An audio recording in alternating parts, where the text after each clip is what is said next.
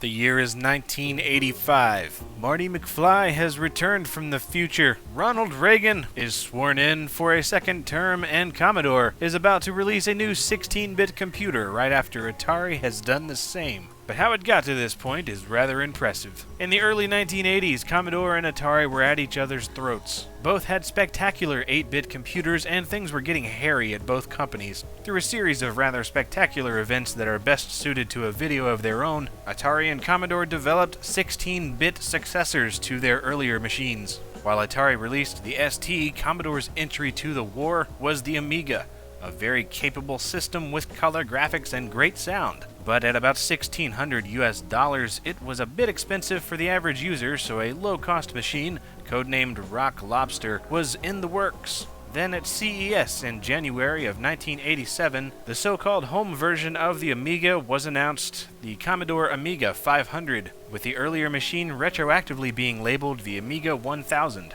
At almost half the price and also being sold in retail stores instead of just computer shops, the A500 quickly became one of the iconic home computers of the time period. Let's take a step back though.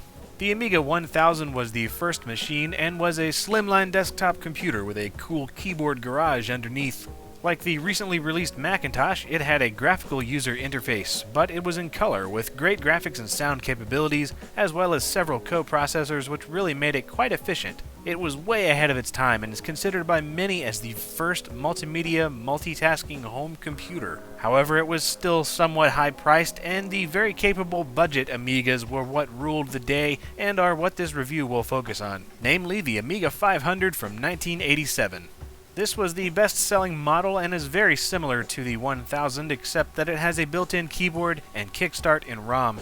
There is also the short-lived 500 Plus, which included the enhanced chipset and a new operating system, as well as the 600 and 1200 from 1992, with the former being basically a cut-down 500 Plus with a PCM-CIA port, and the latter being an advanced 32-bit home machine with high backwards compatibility. There were tons more Amiga machines, but they're not in the scope of this review. I got my Amiga 500 for the cost of shipping, as it was generously donated by Borin81. Thank you again, I seriously appreciate it. This is actually my second Amiga, but my first one I sold a couple years back, since it was an American NTSC machine. The vast majority of the games that I want come from Europe and are made to work with PAL machines. This one's from Sweden, so it fits the bill nicely, and it even has those nifty Swedish characters on the keyboard that the kids are so into these days and are completely metal. The Amiga 500 originally came with 512K of RAM, but this one's been upgraded to 1 MB, which is a really common upgrade and is really a necessity in my opinion. You can expect to pay between $50 and $80 for a complete system depending on what it comes with and where you buy it. Most of the specs are the same as the original 1000. A 16-bit Motorola 68K CPU running at 7.09 MHz, an 880 kilobyte floppy drive, and the original chipset, or OCS, with an 8-bit 4-channel stereo sound chip and 6 bits per pixel graphics at up to 640 by 512 resolution without overscan. For 1985 and even 1987, those specs are freaking crazy, especially in comparison to the crappy PCs of the time. And at the lower price point, it really made the system a no-brainer, even in competition with some of the other machines from the day. Aesthetically, I find the system very attractive, although mine really needs some retro bright, especially on the keys, because in its original luster, it's amazing. The keyboard itself isn't too bad. It's pretty typical of the time for home computers, with just enough tactile support to be acceptable. I like that it has arrow keys, but you'll probably never use them since most games use the joystick ports in the back. These are your standard DB9 ports, which will take anything from Atari-style joysticks to Amiga mice. The mouse itself is pretty much meh. I'm not a big fan of the buttons, but the shape is kinda comfortable, and the precision is just fine. On the back, you also have left and right RCA audio output, ports for a disk drive, serial and parallel devices, a proprietary power supply port, RGB video output, and monochrome composite video output. There's also a built-in floppy drive on the side, which uses Amiga-formatted 3.5-inch floppies only. You can attach and daisy-chain more drives if you want. Even just one more helps tons with disk swapping, but you can attach up to 3 if you're crazy. On the left side, you have an expansion which can be used for CPU, fast RAM, and hard drive upgrades, and underneath is the trapdoor expansion, which is where the extra 512K of slow RAM is installed. and sometimes these come with a battery-powered clock installed as well. There is no built-in PSU, so you will need an external power brick similar to what the C64 uses. Since this one's Swedish, it does have a Euro plug and runs at 220 volts. I use a step-up power converter for UK devices, and one of these nifty universal plug adapters. It works just fine. The power switch is actually on the brick itself, which I find a bit inconvenient. Now, although there is a composite output port on the rear, it only displays in monochrome, so if you want color, and you do, you'll need an RGB monitor like the Commodore 1084. But I don't have one, or even have access to a SCART display, so instead I use the A520 modulator, which outputs to RF and color composite video. It works well, but it's honestly a hassle to use. It's just awkward. It looks like somebody stuck a stick up the Amiga's butt. I also have a Sony KV1311CR monitor, which has a proprietary port for the Amiga, but I don't have the cable for it. It's pretty hard to find. Once again, this machine is a PAL computer, so if you're in America, you'll either need an NTSC machine, which doesn't run as many of the games, or you'll need some kind of setup for running PAL machines. The Amiga uses an operating environment called Workbench, and in my case, it uses version 1.3. Unlike the 1000, the 500 has Kickstart in ROM, so you just need the Workbench disk to start the OS. Now, you can call me weird, but I really like Amiga OS, and the blue, white, and orange color scheme is pleasing. It's simple to use and has multitasking with calculator, notepad, printer options, the works. I mean, what more could you ask for in 1987? And the text-to-speech tool is always fun. For the most part, games themselves don't require booting of a Workbench disk before starting, so you'll just need to pop in the game, boot the machine, and let it do its thing.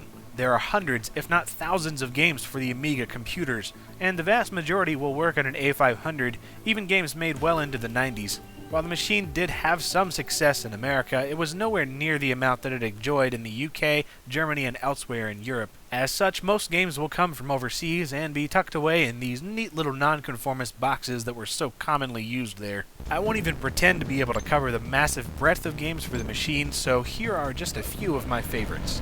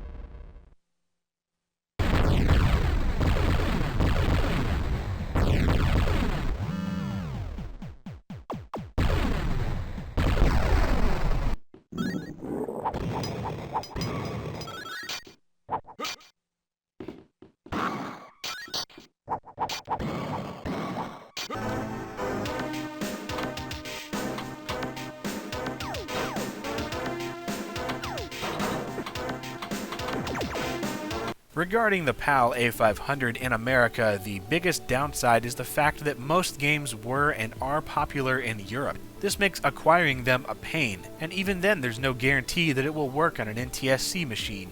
This is exactly why I waited for a PAL machine, and it's great, but shipping everything is always a pain in the friggin' butt. You can always download the games, and they're super easy to find, but you'll need a null modem serial cable, blank Amiga floppies, a PC, and the software to use it, like Amiga Explorer. And although it works very well, it's very slow, and takes about 3 to 4 minutes to write each disc. There are also plenty of other options for using compact flashcards and other such devices, but mostly these are easier to use in the later machines like the A1200, as the 500 doesn't have a built-in PCMCIA port, so with the 500 you are rather limited in your options. And of course, there are lots of great emulation packages for the Amiga, like the amazing WinUAE. I love it. It does a great job, and using it made me decide that I needed an Amiga. So is the Amiga worth buying or not in today's retro gaming market? Well, I have to say it's a resounding yes. at least if you get a PAL Amiga. Now, I have to reiterate one last time the bad experience that I had with an NTSC Amiga 500. I had it for a few months. I tried about 20 or 30 games for the thing, and maybe half of those worked. And of course, almost all of them are from Europe, because it just wasn't as popular here in America or North America. I don't know why. I guess it really did have to do with the dominance of the PC, which is unfortunate because the Amiga for its time is an amazing computer, and it's still something that's completely awesome to use today. It's just a lot of fun. There's tons of games for it. It's got great graphics, it's got great sound, you can use pretty much all of your regular peripherals with it, and it's easy to hack if you want to. So, I really don't see many downsides. Now, how is it in comparison to something like the Atari ST? Well, that's a theological argument that I'm not going to get into. But the Amiga 500, or one of its compatible variants, yes, get one.